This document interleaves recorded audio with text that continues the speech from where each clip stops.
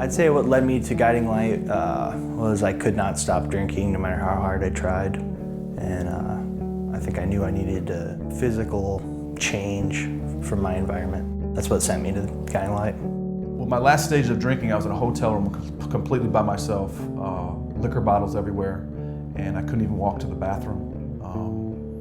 And if I wouldn't have called Guiding Light, there's a very good chance I'd be dead today. After over 23 years of addiction to many drugs, I ended up here at the Guiding Light mission, mostly because it was a Christian-based program, and I grew up in a Christian environment. I was at the Guiding Light for 8 months and 1 day. When they first floated the idea of people in the recovery program going to Iron House, I wanted to pursue that. I was the first person to live here, and our goal was to form a community of people who had successfully graduated from Guiding Light Missions program and have a place where they could take one more step to total freedom or living on their own. So the change process that they started to learn at the mission would continue here.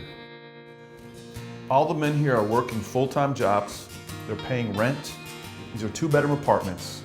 They live independently. They only will have one roommate. So we want to give men space to be an individual. The rules are somewhat minimal. One of the rules to live here is you have to stay clean and sober. So we test for drug and alcohol use. And if that's violated in any way, the person is asked to leave immediately. And that's done for the safety of the men that live here. Because that's the overall goal, is abstinence and recovery. We don't believe that successful recovery is done independently. It's done through relationships. And we wanted men to be somewhere with a common goal, and that was to live recovery, not just stay sober. So we knew that if we could get the men somewhere where there was a little more safety, maybe a little more structure, that it would increase their chances for long-term recovery. There's 13 men currently at Iron House. The men fill out an application. We want them to kind of earn it.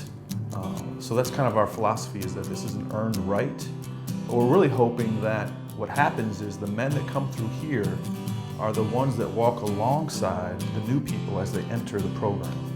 That's what's kind of exciting for us, is we want these men to kind of be the tutelage for men coming up, and kind of explain the ropes to them, what they had to go through, and can encourage men to stick with it, and that it's worth it, and to see success right before their eyes.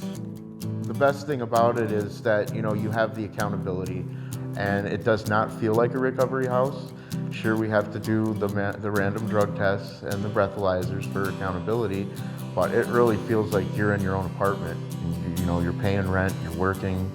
Also having a group of guys that were in here, with you, or coming, they might have graduated before you, but they've still been coming to the mission to do their meetings that they're supposed to do, so you know all the guys that are out there. And I like that a lot about it. I guess I'm passionate about the potential the Iron House Project has. I think that it separates Guiding Light Recovery from other recovery places, and it shows a level of commitment from the organization, and the people who choose to come here reciprocate that commitment.